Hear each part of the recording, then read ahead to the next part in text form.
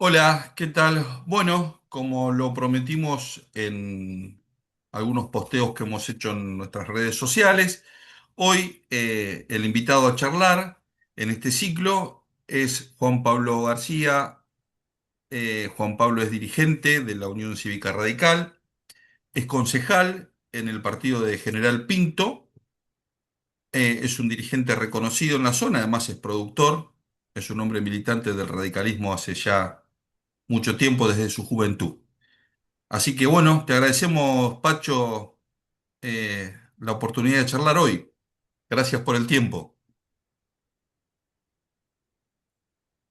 No, por favor, Juan, un gusto. Sabes que siempre sigo las charlas un poco para saber en qué andan varios ameguinenses que estás siempre charlando con vos, así que no, un gustazo poder charlar.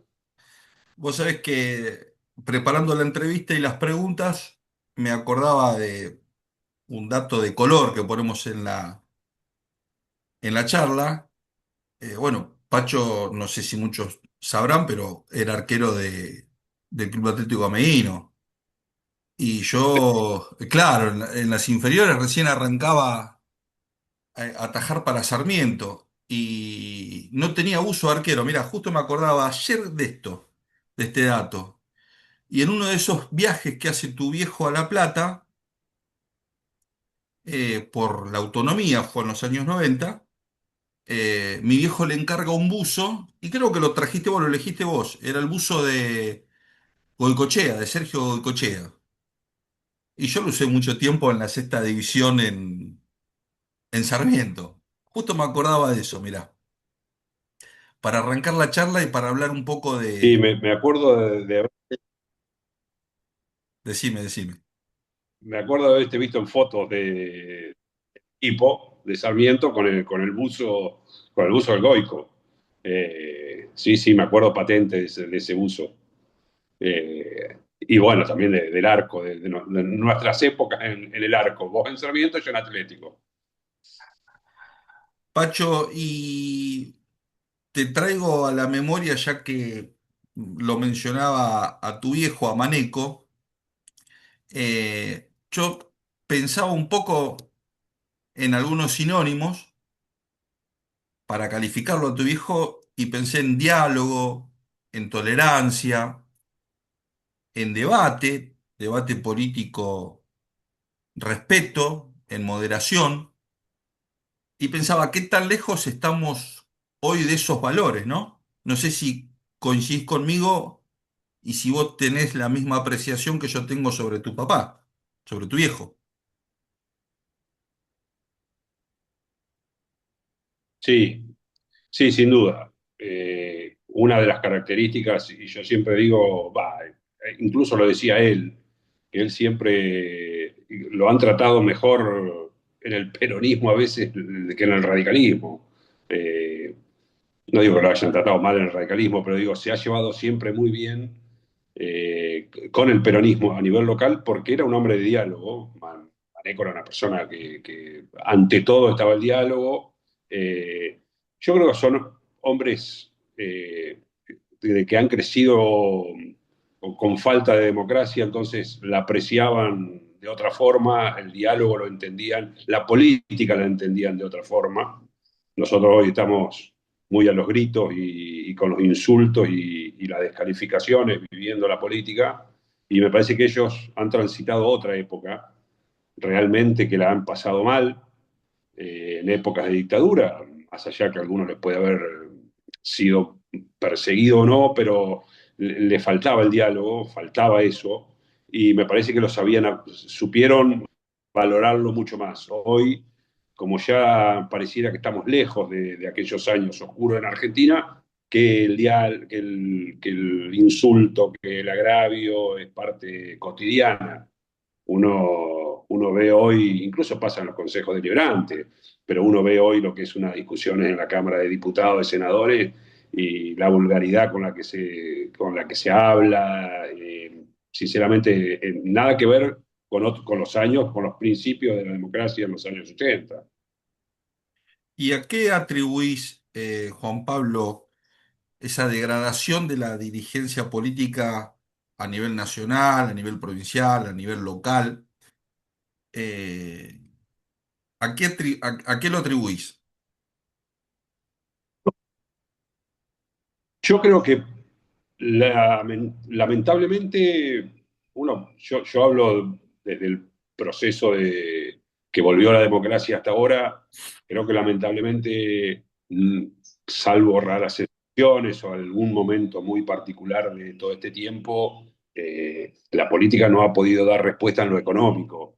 Hemos pasado de crisis en crisis y eso ha hecho que la sociedad tenga un alejamiento de la política. Y al alejarse la sociedad de la política, creo que se han acabado, y se han acabado los políticos de trayectoria, se han degradado un poco los partidos políticos, o les falta militancia, falta conocimiento. La política es como todo, hay que conocer, hay que prepararse, creo yo, y bueno, y después yo no soy un erudito en todo, pero me parece que uno ve que se ha llenado de bataclanas y de streaming la política, y creo que eso le hace mal, le ha hecho daño.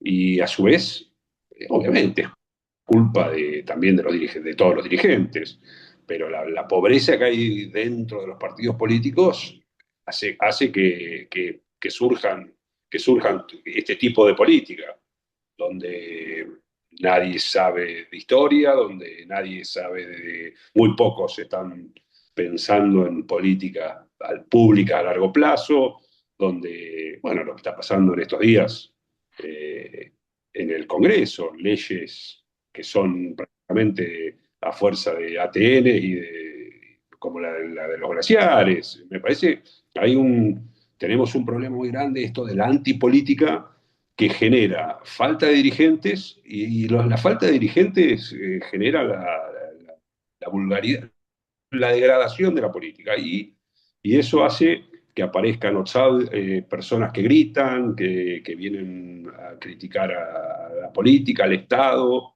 Bueno, un poco la consecuencia te repito, me parece que los errores o las no soluciones en la parte económica, que tantas crisis venimos teniendo, hacen que la gente culpe a la política y le da oportunidades a personas que hablan mal del Estado, o que gritan, que me parece que es un poco la realidad que estamos viviendo hoy. ¿Y cuándo comenzó tu camino por la militancia primero y después por la dirigencia, digamos?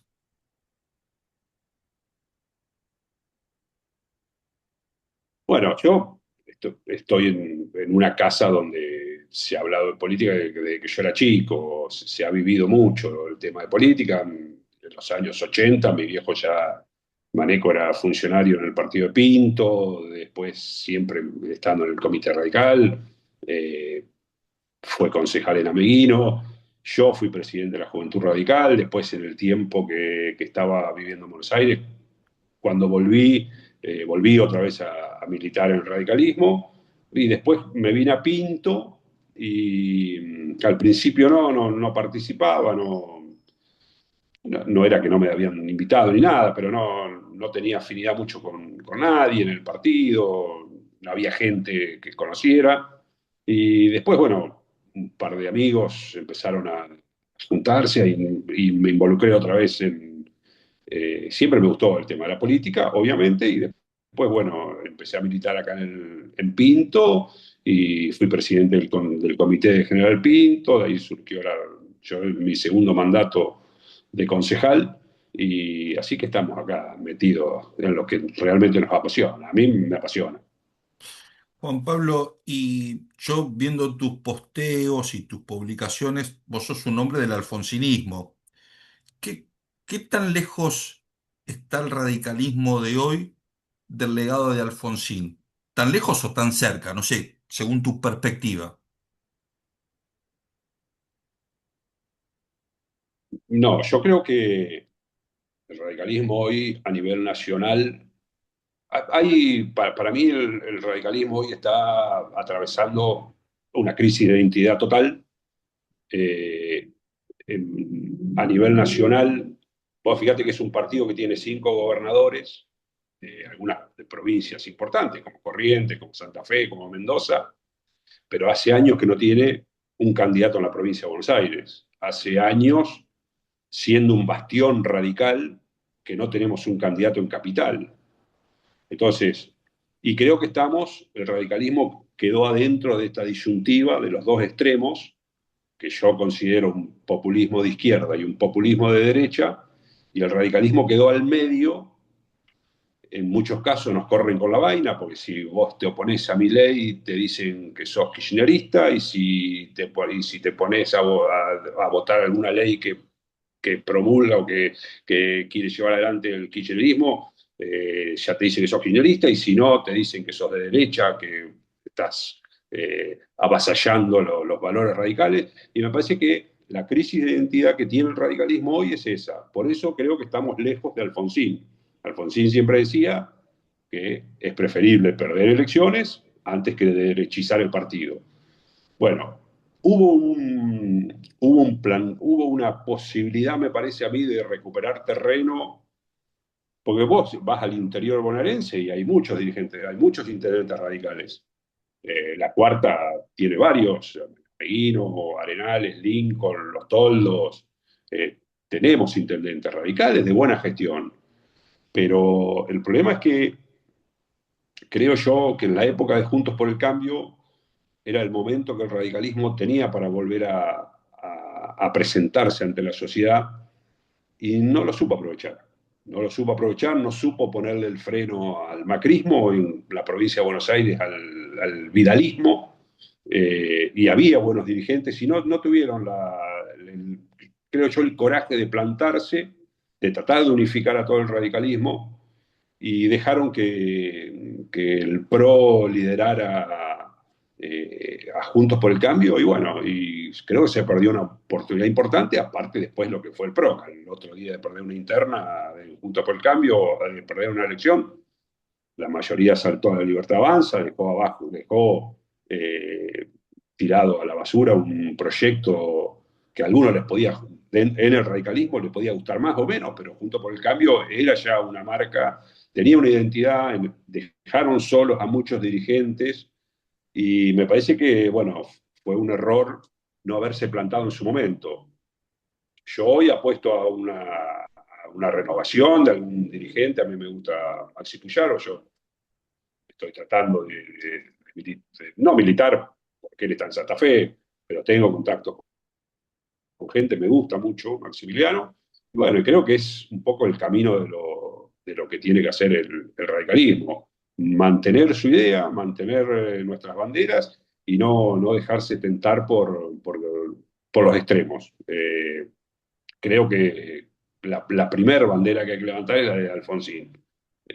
No nos podemos correr de ahí. Que nos digan y perderemos elecciones, y bueno, y llegará el momento en que podamos construir un proyecto alternativo que sea tenido en cuenta por la gente. ¿Y qué significa para vos Alfonsín, su presidencia, pasado el tiempo y en este contexto actual que nos toca vivir? ¿Qué significa la figura de Alfonsín? Mira, yo creo que Alfonsín, a medida que van pasando los años, su figura se va haciendo más grande, va siendo más comprendido su gobierno, va siendo más comprendido incluso la forma en que terminó su gobierno. Y cuando vos empezás a leer la historia de Alfonsín, cuando empezás a ver lo que él hizo en la dictadura por los derechos humanos, cuando se plantó en el famoso viaje ese de los militares y los dirigentes a Malvinas, y cómo respondió, y cuando te vas informando de cómo fue la vida política de Alfonsín, los problemas que tuvo que transitar en su gobierno, empezás a comprender lo que fue el Pacto de Olivos. Si sabés la historia de Alfonsín, las cosas que él pretendía para el país, que las pudo lograr en el Pacto de Olivos, que siendo presidente no lo había podido lograr, la figura de él se va haciendo y creo yo que va traspasando las barreras del radicalismo. Ya mucha gente que no es radical te dice cómo se extraña Alfonsín. Mucha gente, el peronismo lo respeta mucho. Después tenés algún delirante que le pega piñas a un muñequito con la cara de él, pero son los menos.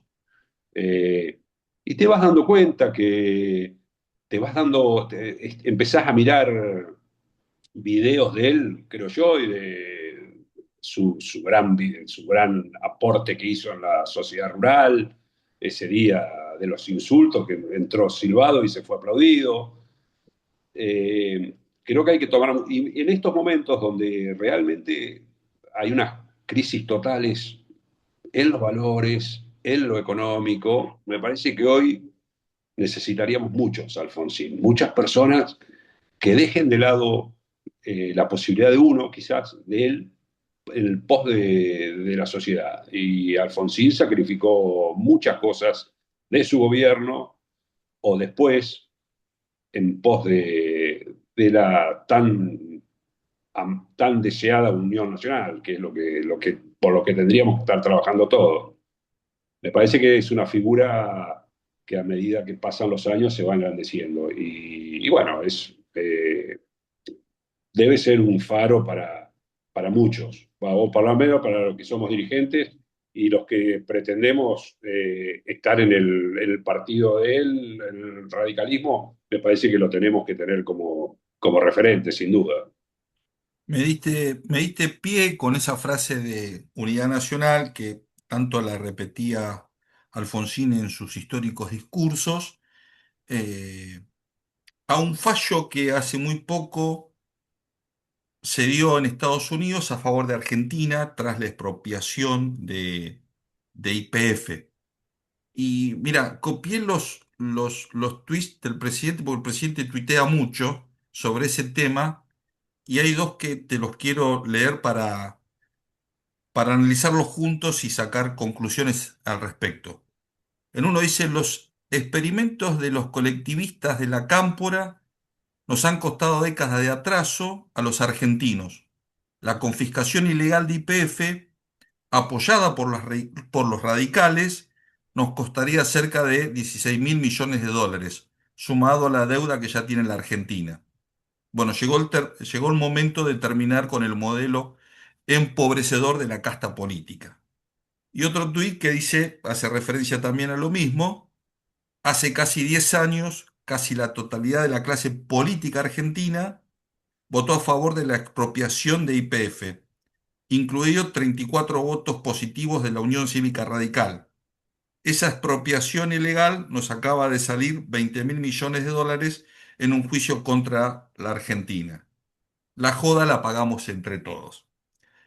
Más allá de los tuits del presidente, eh, ¿qué falta en la política argentina para lograr una agenda de políticas públicas como por ejemplo nacionalizaciones como las del petróleo o las de YPF, para que se puedan conquistar y lograr efectivamente a largo plazo, a largo tiempo?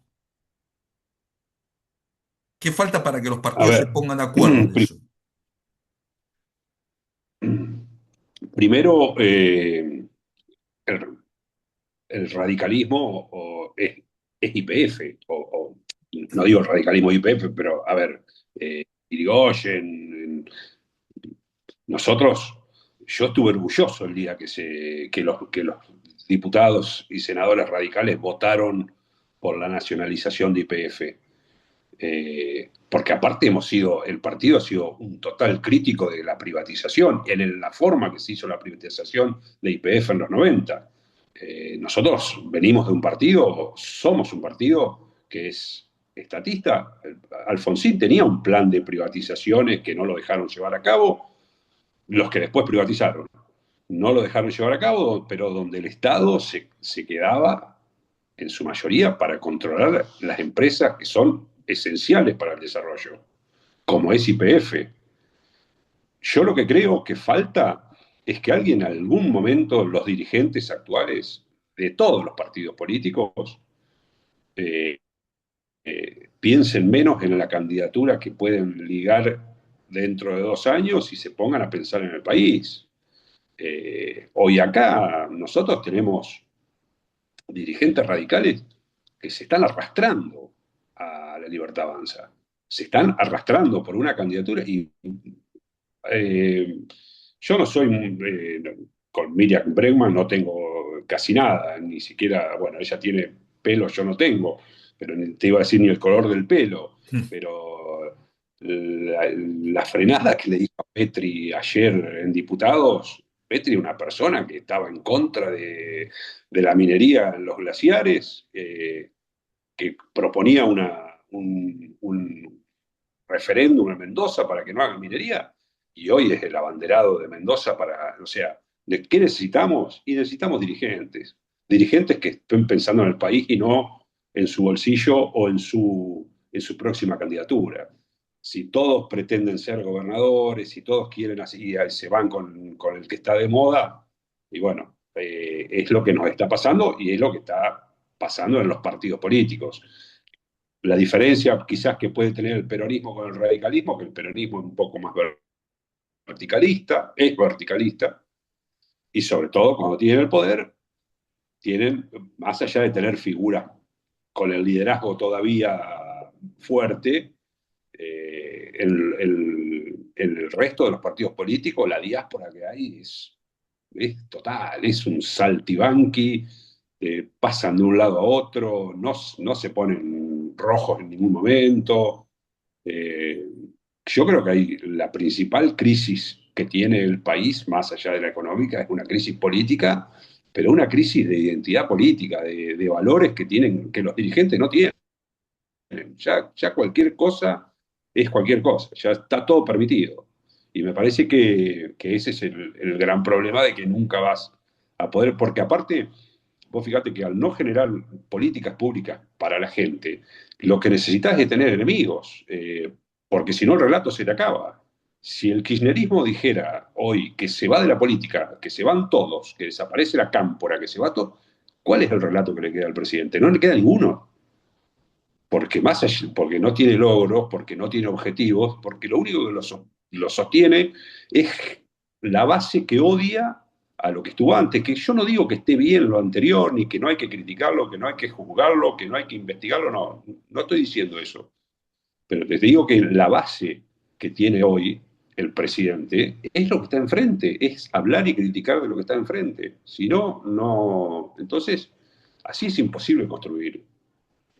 Vos sabés que hablando de YPF, se me vino a la memoria Frondizi y una frase de Frondizi que siempre la recuerdo, que decía así: en la Argentina está todo mal hecho, pero está tan bien hecho que es indestructible.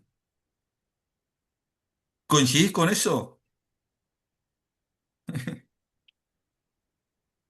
Sí, puede ser. Sí, puede ser. No soy Pesimista. frondicista. Yo soy más, incluso más que alfonsinista. A mí mi viejo y me ha dejado mucho sobre Ili. A mí me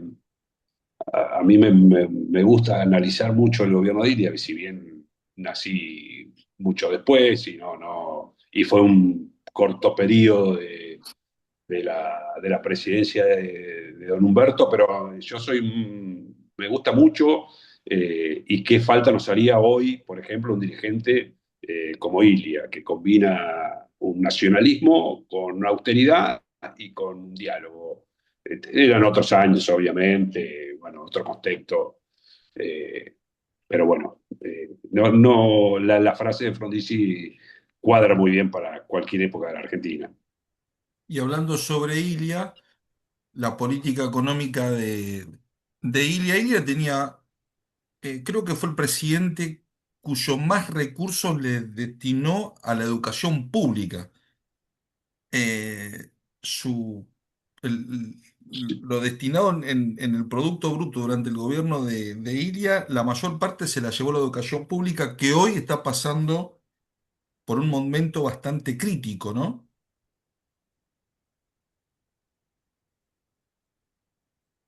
Sí, creo que sí, no sé si en algún momento fue superado el porcentaje que había destinado para la educación pública del gobierno de Ilia, y bueno, hoy es totalmente contrario. Hay una crisis que está atravesando la educación pública, eh, sobre todo la universitaria, en cuanto a lo que depende del gobierno nacional.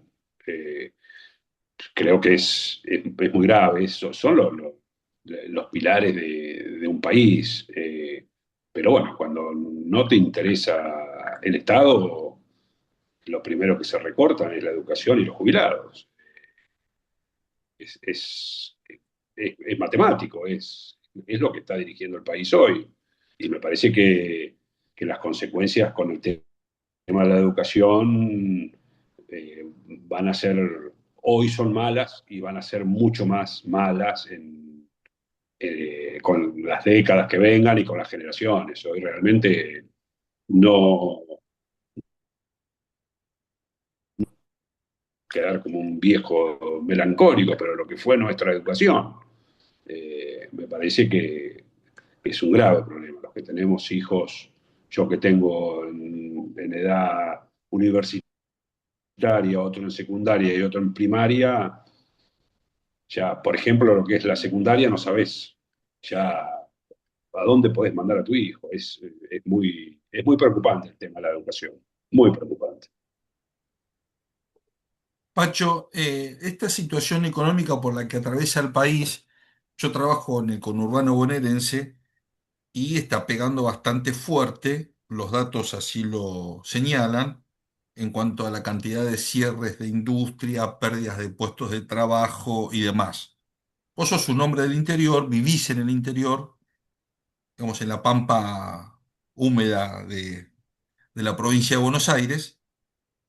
¿De qué manera está impactando este modelo económico en el interior profundo?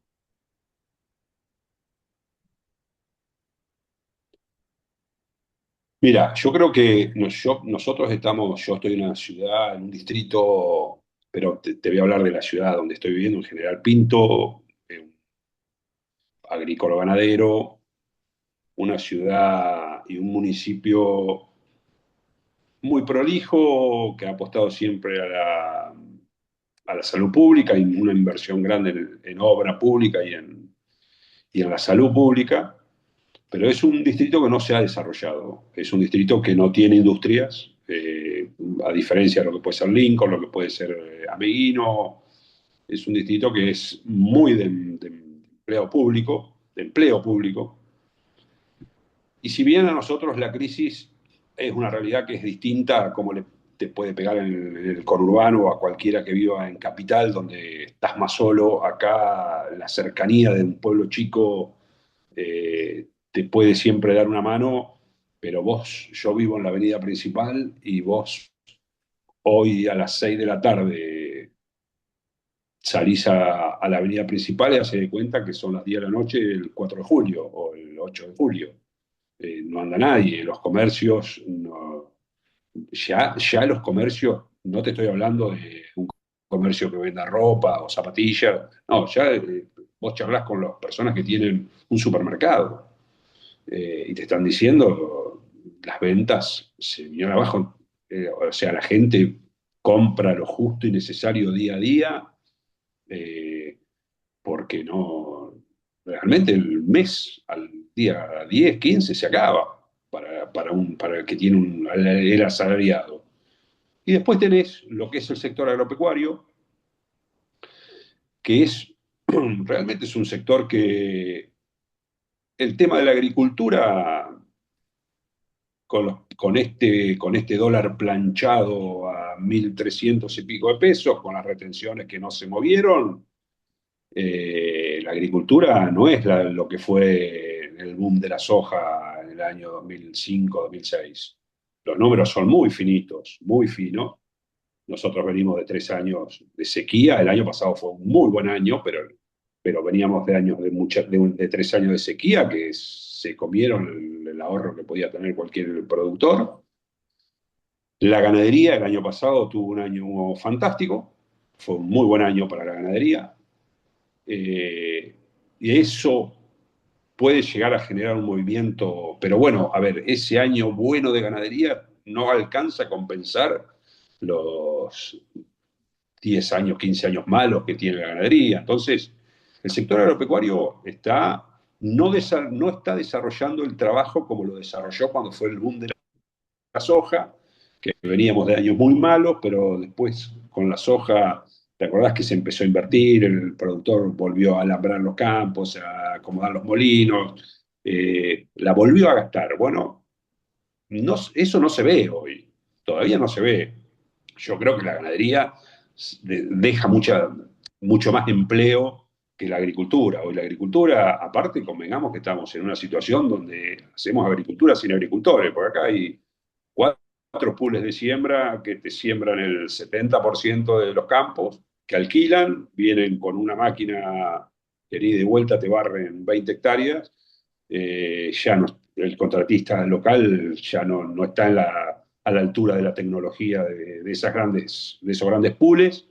Entonces, lo que dejan en el pueblo no es mucho, porque no son muchos los que trabajan. La ganadería puede dar mucho más trabajo, pero tampoco es que el campo hoy está derramando plata y en el interior se está viviendo la crisis exactamente igual, me parece que en las grandes ciudades, como te digo, la cercanía, el ser amigo del farmacéutico, el ser amigo de capaz que no te priva de tener tu remedio a pagarse al mes que viene Claro. o que te fíen la comida, pero la crisis es igual, los impuestos. Bueno, hoy estamos atravesando un paro de camioneros, de transportistas, con el aumento que ha tenido el combustible. En las rutas acá, en Coronel Granada, por ejemplo, estaban parando. Creo que había una reunión hoy con los transportistas para ver si pueden subir su tarifa, porque el gasoil, no sé cuánto le subió de una campaña a otra, pero ya hoy representa casi el 60% de los costos del flete. Claro. Pacho, para cerrar, eh, ¿qué deuda tiene, si se quiere, la democracia, o mejor dicho, los gobiernos centrales, tanto nacionales como provinciales, con el interior, con los municipios? ¿Qué deuda pendiente hay? Mm. Yo eh, creo que los municipios lo que se merecen, en especial en la provincia de Buenos Aires, es la autonomía municipal. Creo que necesitan tener una verdadera autonomía municipal, como hay en otras provincias.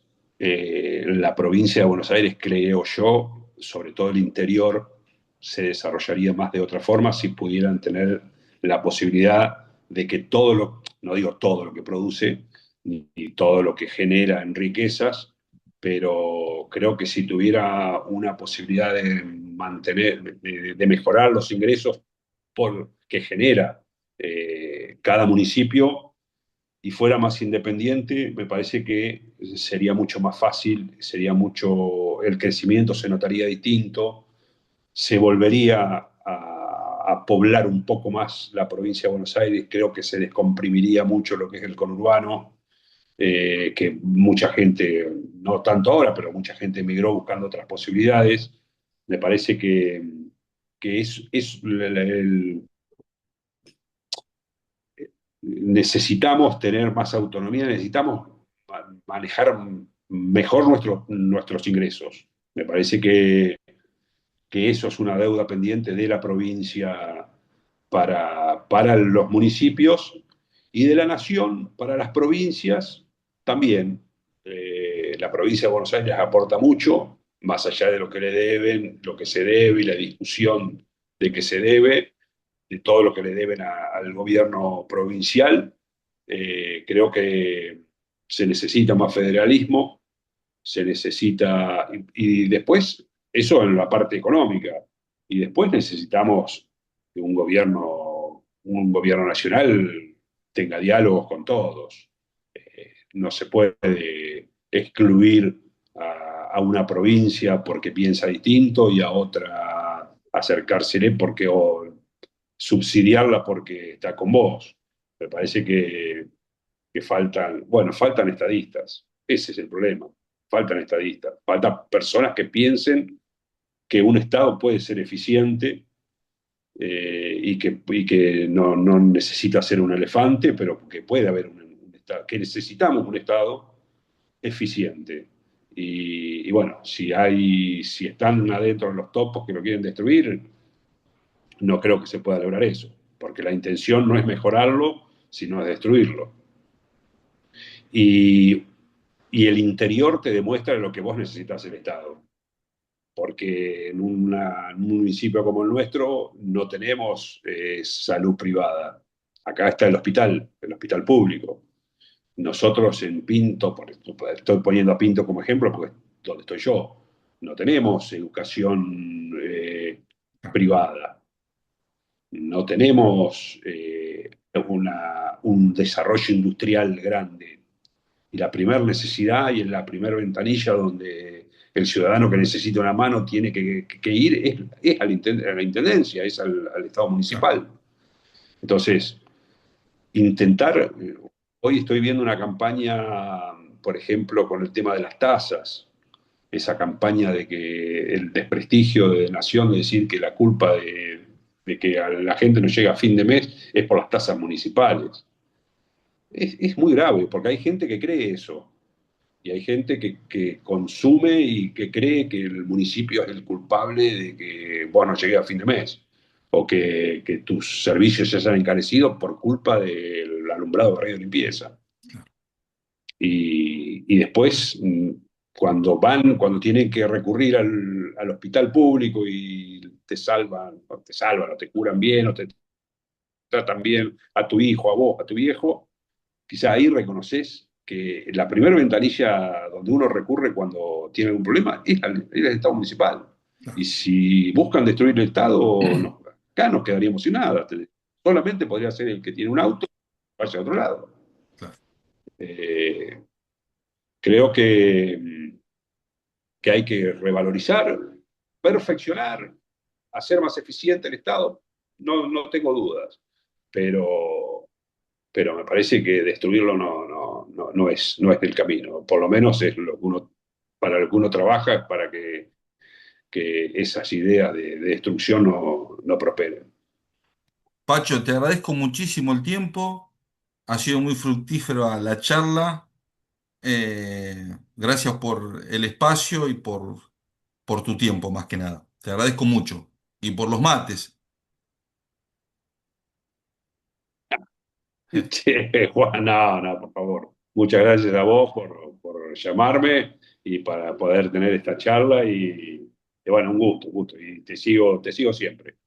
Bueno, escúchame, ahora está el senior en la Liga de Villegas, juega Atlético y Sarmiento, así que si necesitan algún arquero o alguno de los dos equipos, nos pueden llamar. Mirá, yo estoy alejado de todo. No voy ni a jugar acá, que iba con los veteranos, iba a jugar antes cuando, no, ya ni ahí voy. Lo único que hago es ir a jugar al campeonato de básquet, la copa que se hace a fin de año siempre, la Copa Andrés Ah, Ciuto. sí, sí. Ahí sí voy, ahí me anoto y voy, pero más que nada para ir a cerveza con los chicos, porque juegan los pibes que no te dejan ni picar la pelota. Pegar la pelota. Pero no, ya no me da el físico para nada. Pacho, un fuerte abrazo, gracias por la charla, ¿eh? No, por favor, muchas gracias Juan, un abrazo para vos y un saludo para tu familia, tu hermosa familia.